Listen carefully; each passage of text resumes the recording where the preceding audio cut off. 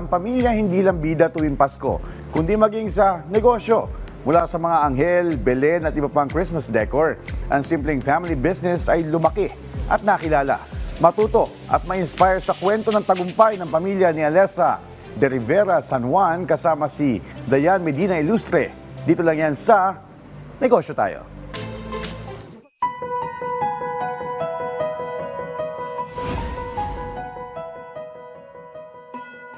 Ang aming business, it's a family business. My father started it, si Albert de Rivera.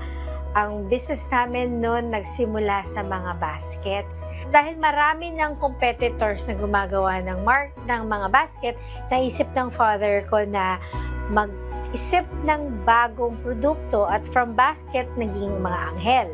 At from mga angels na palawak na mayroong mga Belen, at mga iba mga Holy Family.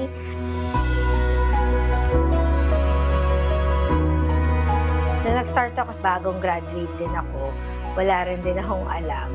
So, as we speak, medyo magta 20 years na din ako na nag-work. Hindi dahil anak ako ng may-ari, napakadali lang nung pinagdaanan ko. Mahirap din kasi inaral ko kung saan ako makaka-contribute ng pinaka-mabuti para sa negosyo namin. So, nagsimula ako bilang marketing assistant. So, inaral ko rin kung anong mga pasikot-sikot sa negosyo. Hanggang ngayon, general manager na ako. Kahit mentors ko yung parents ko, hindi din naman kung ano yung tinuturo nila, yun ang applicable. Siyempre, every year, you could feel the changing times.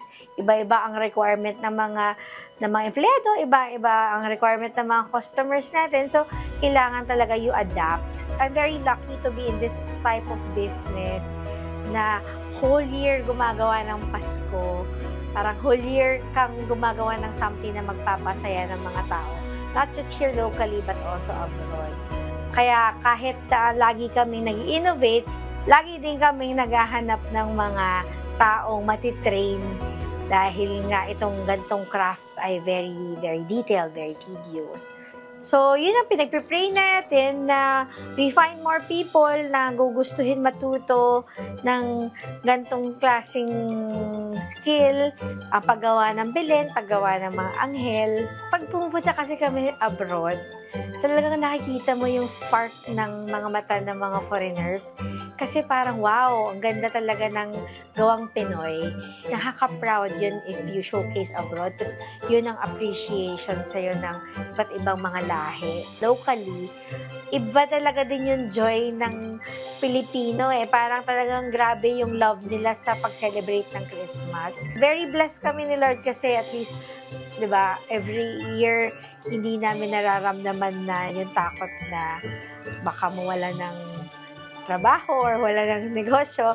Parang sa amin dito, hanggang may Pasko, merong potential po ang business namin. Pag sa mga magne-negosyo, napaka-importante na alam mo kung ano yung magpapasaya sa'yo. Mahirap ang magnegosyo, pero kung ang negosyo mo is something that you believe in, something that you really like doing, and something that you really are happy to make, magiging may success yan at may potential yan.